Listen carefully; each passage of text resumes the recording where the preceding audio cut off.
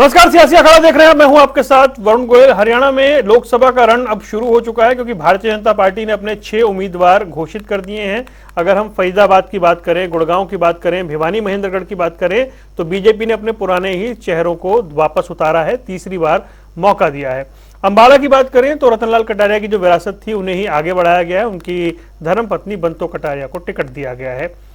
पूर्व मुख्यमंत्री मनोहर लाल को करनाल से टिकट दिया गया है। इस बात के कयास लग रहे थे, लेकिन ये एक ऐसा नाम है जो बहुत ज्यादा पूरे चुनाव में चर्चा में रहने वाला है। इसके अलावा बात करें अगर सिरसा की तो वहां से सुनीता दुग्गल का टिकट कट गया और अशोक तंवर को टिकट दिया गया है। इस लिस्ट के मायने क्या हैं और क्या बीजेपी के पास एक एडवांटेज है, एक एज है? बीजेपी ने नाम पहले घोषित कर दिए हैं, उस पर चर्चा करेंगे। पहले रिपोर्ट देखिए।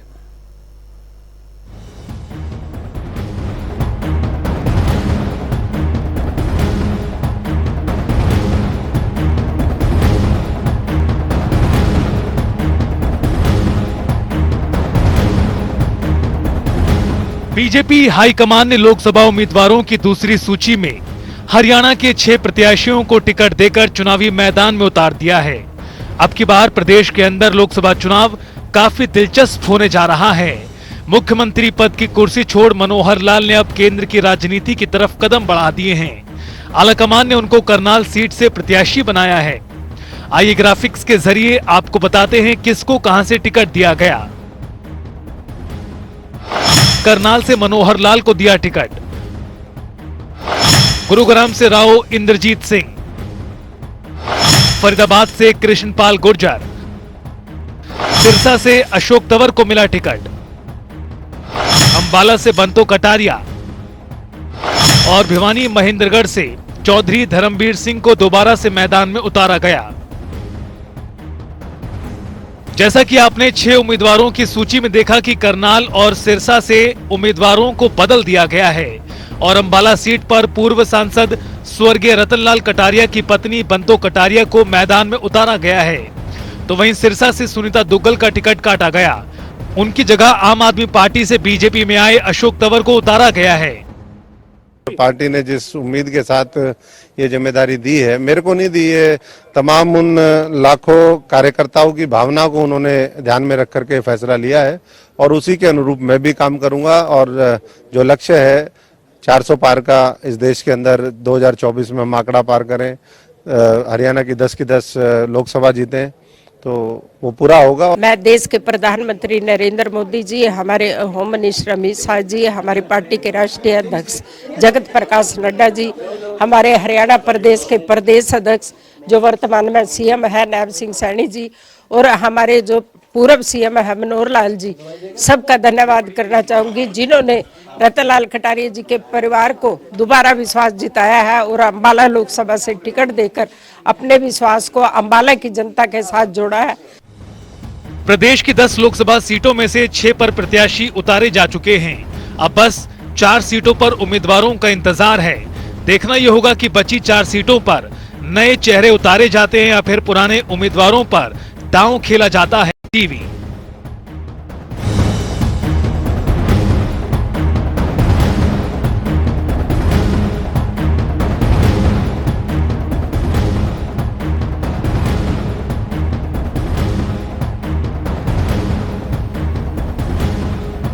लोकसभा। और कई खास मेहमान हमारे साथ जुड़ गए। हमारे साथ देवेंद्र दत्ता, प्रवक्ता भारतीय जनता पार्टी, कमल हंडा कांग्रेस का पक्ष रखेंगी, रजत पंजेटा इंडियन नेशनल लोक दल से और सुमित हिंदुस्तानी आम आदमी पार्टी से हैं। आप सभी का स्वागत है। देवेंद्र दत्ता जी, पहली सूची आ गई है। कुछ नाम जो है आपने काटे हैं, मतलब सुनीता दुग्गल का जो नाम है वो कटा है, बाकी तो सूची कमोबेश वैसी है। करनाल से आपने पूर्व मुख्यमंत्री को उतारा है। ये सूची आपको क्या ये भरोसा दिलाती है कि आप हरियाणा में पिछली बार जैसा मिशन जो था 2019 जैसा, उसे रिपीट कर पाएंगे?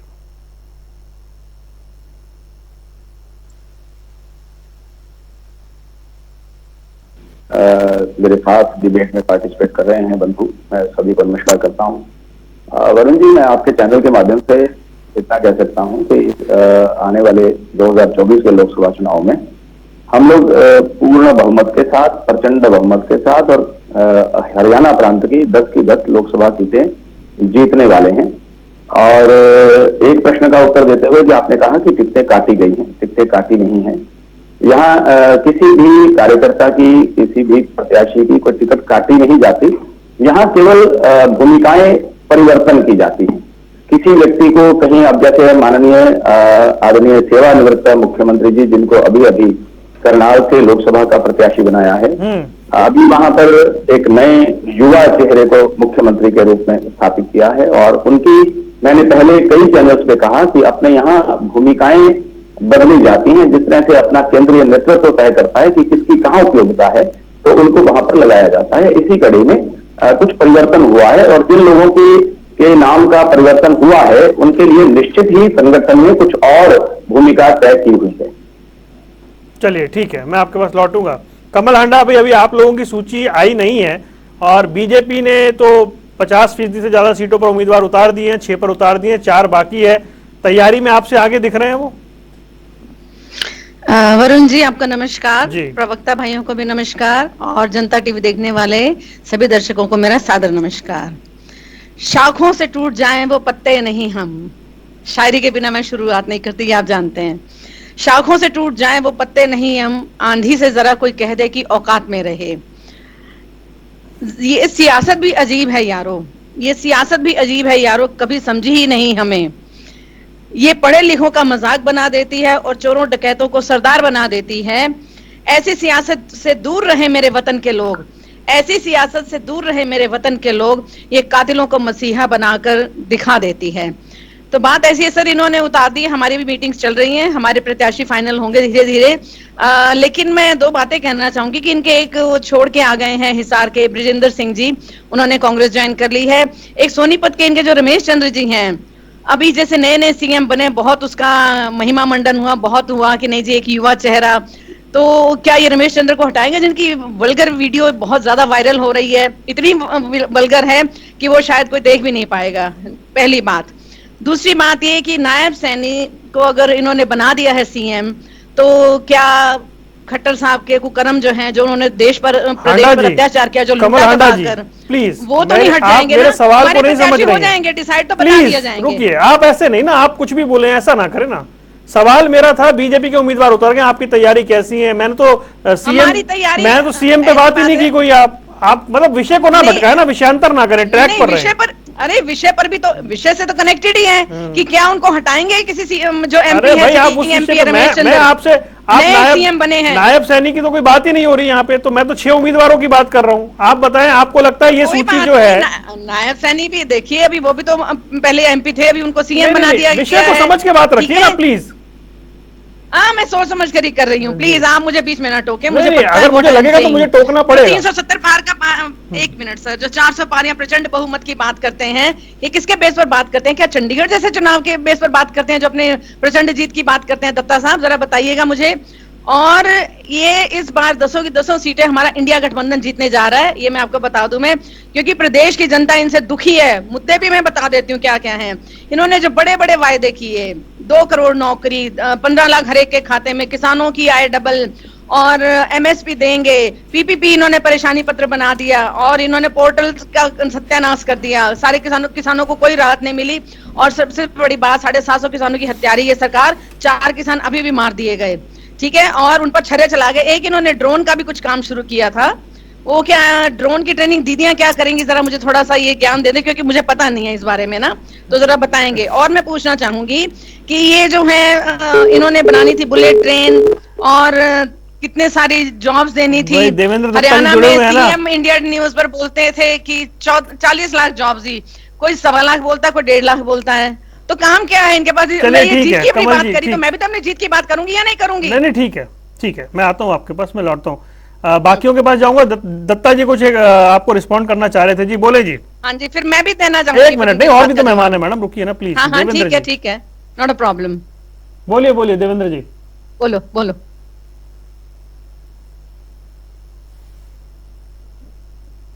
देवेंद्र जी की आवाज नहीं आ रही, एक बार चेक करा लीजिए। मैं फिर आता हूँ देवेंद्र जी, आपकी आवाज नहीं मिल रही है अब तक, कुछ ऑडियो में दिक्कत है, मैं आपके पास लौटता हूँ। रजत पंजेटा, एक एनालिसिस के तौर पर बीजेपी ने जो 6 ये जो टिकट अनाउंस किए हैं, अगर हम अंबाला को भी देखिए परिवार की विरासत के तौर पर देख लें, तो बीजेपी ज्यादातर रिपीट करते हुए दिख रही है, चाहे वो भिवानी महेंद्रगढ़ हो, चाहे वो गुरुग्राम हो, चाहे फरीदाबाद हो, चाहे अंबाला हो। तो ये आपका असेसमेंट क्या कहता है बीजेपी की इस लिस्ट को देखकर? देखिए, आप आवाज आ रही है? पहले जी तो आवाज आ रही है, आवाज आ रही है। हाँ जी, हाँ जी। वरुण जी, ऐसा है, जो नाम उतारे गए हैं, पहली बात तो 2 सीट जो आपने कही है, चाहे विरासत की बात कीजिए, फरीदाबाद और अंबाला, इन 2 सीटों पर कुछ भी हो सकता है। मैं इसमें जो मेरा एनालिसिस है वो मैं इसमें अभी यही कहूंगा कि इन 2 सीटों पे कुछ भी हो सकता है। बाकी 4 सीटों का मुझे नहीं लगता भाजपा यहां से जीत दर्ज करा पाएगी। और उसमें धर्मवीर सिंह जी की जो भिवानी वाली सीट है वो निश्चित तौर पे भाजपा हारेगी। जो अशोक तंवर जी की सिरसा वाली सीट है, वो आपको पता है कि कैंडिडेट अगर क्यों बदला जाता है, उससे कैंडिडेट बदलने से अब कुछ नहीं होगा। जो एंटी इनकम्बेंसी है वो तो आपको उसको कॉम्बैट तो करना पड़ेगा, और बहुत भारी एंटी इनकम्बेंसी है। और चाहे किसानों का मुद्दा ले लीजिए, बेरोजगारी का मुद्दा ले लीजिए, लॉ एंड ऑर्डर का ले लीजिए, महंगाई का ले लीजिए, मुद्दों की कोई कमी नहीं है। और सरकार के प्रति जो रोष है, और जो भी जो मुख्यमंत्री जी के जनसंपर्क अभियान के थ्रू जो भी रोष देखने को मिला मुख्यमंत्री को, तो उसके बाद खट्टर जी का भी मुझे नहीं लगता कि करनाल की सीट इतनी आसान होगी। ये मेरा अपना एनालिसिस है। ठीक है। जो राव इंद्रजीत जी की थोड़ी सीट सेफ मानी जा रही थी, मुझे लगता है कि वो जो नू वाला एपिसोड हुआ है, उसके बाद मुझे नहीं लगता कि राव इंद्रजीत जी की जो सीट है वो आज की डेट में हम ये कह सकते हैं कि भाजपा के लिए सेफ है। हाँ, फरीदाबाद अंबाला के लिए मैं कोई अभी फिलहाल मेरे पास इतना जो आउटपुट आना चाहिए, जितना मैं लोगों से, जितना मेरा अन्य पार्टी वालों से भी, और ऐसा नहीं है कि मैं कभी भी बात करता हूं तो सिर्फ अपनी पार्टी के। जी, मेरा इसमें दूसरा सवाल है आपसे। दूसरा सवाल ये है, क्या बीजेपी के पास ये एडवांटेज है कि और पार्टियां, अभी कांग्रेस का इंतजार है, जेजेपी INLD का इंतजार है, बीजेपी ने उम्मीदवार उतार दिए मैदान में? उम्मीदवार उतारना, पहले उतारना बाद में उतारना, उससे कोई फर्क नहीं पड़ता। पार्टी में आप हर एक इंडिविजुअल जब वोट करने जाता है, हर आदमी अपने आप को ये देखता है कि इस सरकार के अंदर उसको उसका जीवन कैसा निकला। महंगाई की वजह से वो जो रोज तेल डलाने जाता है, वो जो बिजली के महंगे 4-4 गुना बिल दे रहा है, वो जो 4-4 गुना सिलेंडर खरीद रहा है, हर जो डेली लाइफ की चीज की वस्तु है, वो इंसान तब वोट करता है कि इस सरकार में, पहली सरकार में क्या फर्क था, पहले मेरा जीवन कैसा था, पहले प्रदेश के ऊपर अगर कर्ज चढ़ा था तो उसके ऊपर मेरे ऊपर कितना बोझ था। आज अगर प्रदेश के ऊपर लगभग 3.5-4 लाख करोड़ का कर्ज है, तो प्रत्येक व्यक्ति 1.5 लाख का बिना कुछ करे वो कर्जदार है, वो उसकी जेब से वसूला जाएगा डायरेक्ट और इनडायरेक्ट टैक्सेस के जरिए। उसके बाद अगर परफॉर्मेंस की बात करें तो महंगाई, उसके बाद जॉब्स की बात करें तो बच्चे विवश हैं। आज इस सरकार के अंदर 1 लाख कौशल रोजगार वाली पोस्ट जो काट दें, तो जो इनके पास लगभग 155 के आसपास जो है वो पक्के कर्मचारी हैं। आज ओपीएस लागू नहीं है, आज न्यू पेंशन स्कीम है। अगर कर्मचारियों को देख ले, अगर गृहिणियों को देख ले, वो महंगाई की ने कमर तोड़ रखी है। युवा जो आज जनसंख्या 1 करोड़ के लगभग हरियाणा की बढ़ गई, उसके बाद जो अब बच्चा जो फर्स्ट टाइम वोटर है वो ये देख रहा है कि पहले ही लोगों में इतना बेरोजगारी को लेके हर गांव में पहले 1-1, 2-2 बच्चे थे, मतलब सुनने को मिलता था 2 गांव में, 3 गांव में। आज आप हर गांव में जाएं, बच्चे विवश हैं अपनी जमीन बेचकर विदेशों में पलायन करने के लिए। इजराइल तक मौत के मुंह में लोग जा रहे हैं, और एक भी होती है इजराइल में। तो आज अगर ओवरऑल देखें, नशे की वजह से आज पंजाब से ज्यादा हर 5वें दिन एक युवा ड्रग ओवरडोज से उसकी मौत हो रही है। सुसाइड रेट स्टूडेंट्स में इतना ज्यादा ले जो रही है सरकार ही ले रही है ना। तो अगर वो सारी की सारी चीजों का एनालिसिस किया जाएगा और सारी की सारी चीजों को एक साथ रख के देखा जाएगा, तब देखा जाएगा कि ये सरकार ने आपका कितना नुकसान किया है। तो एंटी इनकम्बेंसी क्या है? एंटी इनकम्बेंसी ये, तो इस वजह से मुझे नहीं लगता आज भाजपा के लिए राह आसान है। कोई भी आप बड़े से बड़ा चेहरा उतारिए। 2 सीटों पे मैंने टिप्पणी नहीं की है, मैं पहले बोल रहा हूं, क्योंकि मुझे पता है मुझे चुनाव के बाद भी इसी डिबेट में बैठना है, आपके साथ आपको फेस करना है। तो 2 सीटों के ऊपर नहीं मैं टिप्पणी कर रहा, बाकी 4 सीटों में मुझे नहीं लगता, और इन 2 में भी स्थिति मुझे नहीं लगता उसमें उसमें ज्यादा जो खराब स्थिति है वो अंबाला की है। फरीदाबाद की तो चलो जो कृष्णपाल गुर्जर जी हैं उनका नाम मुख्यमंत्री के लिए भी चल रहा था, लेकिन फिर वही एमपी वाली पेज फंसता, इसीलिए उनका नाम भी राइट राइट, मैं आता हूं आपके पास। सुमित हिंदुस्तानी, बीजेपी के उम्मीदवार उतर गए हैं, खुद पूर्व मुख्यमंत्री से लेकर के जो स्थापित चेहरे हैं वो दिखाई दे रहे हैं सूची में, और हरियाणा में आखिर आम आदमी पार्टी एक ही सीट पर लड़ रही है, लेकिन बीजेपी की ये जो लिस्ट है आपको दिख रहा है कि मुकाबला होने जा रहा है जोरदार? पार्टी ने आज जो अपनी लिस्ट घोषित करी थी, मैं उन सभी उम्मीदवारों को बहुत बहुत बधाई देता हूं और मैं आशा करता हूं कि वो जनता के बीच में जाकर मोदी सरकार ने जो झूठ बोला पिछले 10 सालों से, चाहे वो 15 लाख की बात हो, चाहे 2 करोड़ रोजगार की बात हो, चाहे 10 स्मार्ट सिटी की बात हो, वो सारे के सारे प्रूफ जनता के बीच में लेकर जाएं और पूरी शिद्दत के साथ जनता को बताएं कि आपने किस प्रकार से काम किया था और किस प्रकार से आगे का आप लोग और झूठ बोलने का काम करेंगे। रही दूसरी बात सर, जो अलायंस है, इंडिया अलायंस है, इंडिया अलायंस की आज हरियाणा प्रदेश के अंदर जो मजबूती है वो आपको देखने को मिलती है। हिंदुस्तान ही नहीं, दुनिया की सबसे बड़ी पार्टी कहे जाने वाली जो भारतीय जनता पार्टी इस बात का दम भरती है, उन्होंने कुरुक्षेत्र की सीट को ही नहीं दिया। हालांकि इससे साफ जाहिर हो गया, पूरे हरियाणा प्रदेश को यह बात पता चल गई है कि कुरुक्षेत्र के अंदर भारतीय जनता पार्टी की टिकट पे चुनाव लड़ने के लिए कोई भी व्यक्ति नहीं है। जो चुनाव अरे भाई, कुरुक्षेत्र का सांसद 2 दिन पहले सीएम हो गया ना, तो एनालिसिस होता है। सर एक मुझे बात बताओ, जिस सांसद ने 5 साल लोगों से वोट लेके सांसद बना, आज उसको लोगों के बीच में जाके जिसने धन्यवाद भी नहीं करा, लोग उनका नाम बदलकर जो कहने लग जाते हैं, आज वो लोग कहाँ हैं? आपने मुख्यमंत्री बनाया, बहुत अच्छी बात है, मैं तो शुभकामनाएं देता हूं मुख्यमंत्री बनने पर, लेकिन सांसद जी को ये बात सोचनी पड़ेगी। और अब तो सांसद जी क्यों, मुख्यमंत्री जी को ये बात सोचनी पड़ेगी। जब नारायणगढ़ के अंदर मनोहर सरकार का पार्ट 1 के अंदर जब वो मंत्री बने थे हरियाणा प्रदेश के, तब उन्होंने क्या काम करा, और जब उन्होंने 5 साल संसद में गुजारे, हिंदुस्तान की सबसे बड़ी पंचायत में जो 5 साल गुजारे, तो धर्म क्षेत्र कुरुक्षेत्र के अंदर उन्होंने क्या नायाब काम करे, वो भी तो लोगों को बताए। ठीक है जी। देवेंद्र दत्ता जी बोलिए, अब तो मुझे लग रहा है उम्मीद है आपकी आवाज आ रही होगी। जी, बीच में डिस्कनेक्ट हो गया था। मैं वरुण जी कुछ कहना करूं।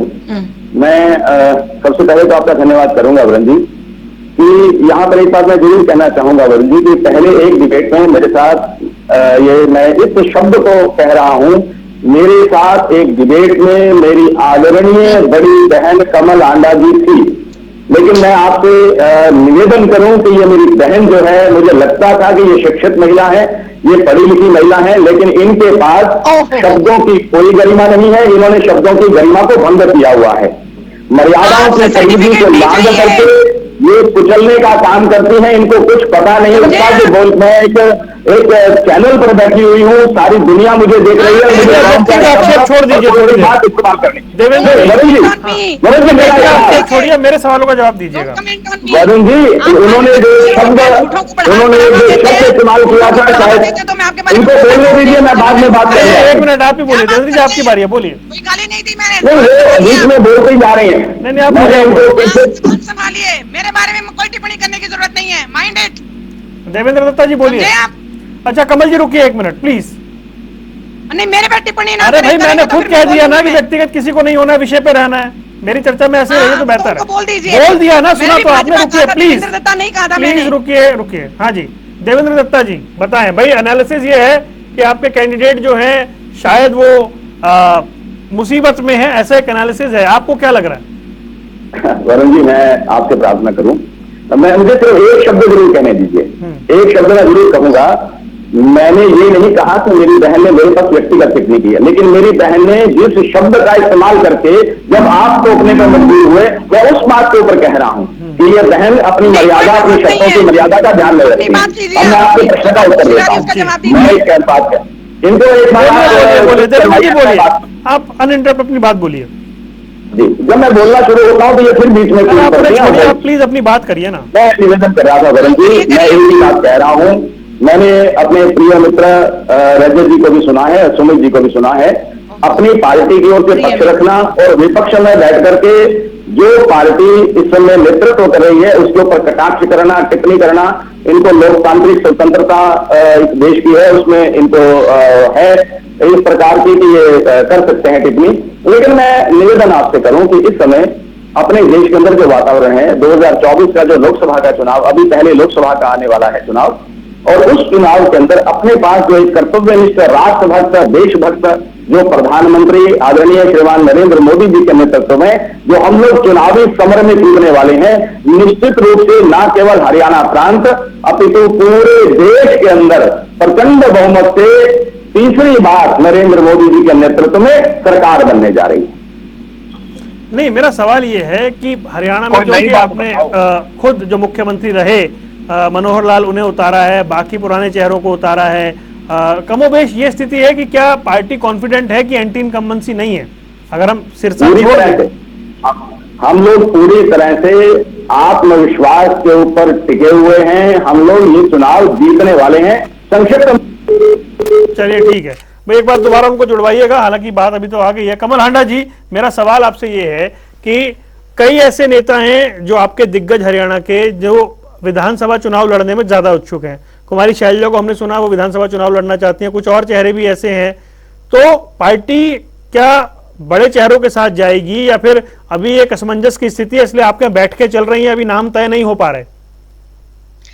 देखिए वरुण जी, ऐसा है कि ये आला कमान तय करेगा चीजें। पहली बात कि कौन विधायक का चुनाव लड़ेगा, कौन एमपी का चुनाव लड़ेगा, ये आला कमान तय करेगी। मीटिंग्स चल रही है, नाम अभी डिसाइड होने हैं। अभी तक हमारे पास भी लिस्ट नहीं आई है। जब हमारे पास आएगी, मुझे लगता है हमारे पास आने से पहले आपके पास हमारे पास पहले आएगी आपसे, ठीक है? That's what I am saying कि ये हमसे पहले आपके पास आ जाएगी। दूसरी बात ये कि जैसे वो कह रहे थे महिला शिक्षित है, एक बात कहने दीजिएगा मुझे भी, कह रहे थे महिला शिक्षित है या नहीं। मुझे एक बात तो, पहली बात तो, I don't need a certificate from BJP प्रवक्ता, एटलीस्ट बीजेपी प्रवक्ता से तो बिल्कुल नहीं चाहिए। और ये मुझे पता है, बेरोजगारी वैसे तो हरियाणा में बहुत है, इनको रोजगार मिला हुआ है, प्रवक्ता बनते हैं, पार्टी को डिफेंड करना इनकी मजबूरी है, तो करें, मुझे उसमें कोई प्रॉब्लम नहीं है। लेकिन मैंने इनको, मेरे बारे में कुछ बोलेंगे तो फिर मैं तो जवाब देती हूँ अच्छे। बाकी आपको बता दिया कि हमारा आम आदमी पार्टी ने तो डिसाइड कर ही दिया है अपना कैंडिडेट कुरुक्षेत्र से। बाकी हमारे जो 9 होने हैं एमपी डिसाइड, अभी they are yet to be decided. वो हमारी आला कमान तय करेगी। मीटिंग्स होंगी प्रदेश लेवल पर भी और सेंट्रल लेवल पर भी होंगी। अच्छा, मुझे एक बात और इसमें बताइए, जो बीजेपी के 6 कैंडिडेट आपको दिखाई दे रहे हैं, ये जो पहली लिस्ट है, ये लिस्ट देखकर आपके जहन में क्या आया? बीजेपी ने दमदार तरीके से उम्मीदवार उतारे हैं? नहीं, मुझे लगता है बौखलाहट में उतारे हैं, दमदार नहीं, बौखलाहट में उतारे हैं। और जैसा कि इनेलो के प्रवक्ता ने कहा कि फरीदाबाद का और एक दो सीट का जो वो कह रहे हैं असमंजस है, मुझे लगता है वो असमंजस भी दूर हो जाएगा जल्दी ही। क्योंकि जैसे उन्होंने ये भी कहा एंटी इनकम्बेंसी, और जो प्रदेश पर अत्याचार हुआ, चाहे वो हमारी महिला खिलाड़ी थी, चाहे वो हमारे वो महिला कोच थी, चाहे 500 छात्राएं चौधरी देवीलाल यूनिवर्सिटी की जिन्होंने प्रोफेसर्स पर सेक्सुअल हैरेसमेंट का आरोप लगाया, तो ये सब चीजें जो हैं महिलाएं इनको, और साथ में एक चीज और, जो राम रहीम को बार बार पैरोल दी गई, जिसके लिए हाई कोर्ट ने, पंजाब हरियाणा हाई कोर्ट ने संज्ञान लिया कि इसको अंदर डालो, बार बार पैरोल देने का कोई मतलब नहीं है। तो इन सब बातों का जवाब, जो इन्होंने हमारी बेटियों का मजाक उड़ाया उसको बार बार पैरोल देकर और इस्तीफा नहीं लूंगा खट्टर साहब ने कहकर, उसका जवाब हमारी बहनें भी देंगी, हमारी बेटियां भी देंगी। और सब तैयार बैठे हैं, इंतजार कर रहे हैं सब वक्त का कि वक्त आए और इनको ठोक कर जवाब दिया जाए। ठीक है रजत, ये जो सिरसा में जो कुछ हुआ, जो बीजेपी ने टिकट काटा, अशोक तंवर वहां एक बार सांसद रहे, 2 बार चुनाव हारे, बीजेपी की स्ट्रैटेजी आप कह रहे हैं कि अब उसमें कुछ होना नहीं है, लेकिन एक चेहरा जो पुराना चेहरा है उसको उतारने से आपको लगता है, क्योंकि कई बार ऐसा हुआ है कि ये एंटी इनकम्बेंसी को बीजेपी इस तरीके से पहले दबा चुकी है जब वो चेहरे बदलती है? चीज नहीं चलेगी। जनता बहुत जागरूक है, जनता को पता है कि असली जो नीतियां है वो भाजपा की है, असली जो रोष है वो भाजपा के खिलाफ है। आप चेहरा बदलोगे, पीछे आप चेहरे बदलते रहोगे, जैसे इन्होंने अभी कहा कि ये रोल बदलते रहते हैं।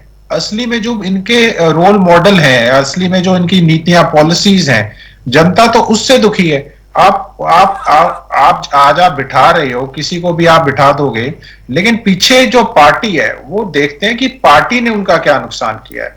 ऐसा नहीं है कि देश के ऊपर आज कर्ज नहीं है, देश के ऊपर भी जो है जो IMF का मैं हवाला देके कह सकता हूं कि 205 लाख करोड़ का कर्ज जो IMF के हवाले से वो आज देश के ऊपर है।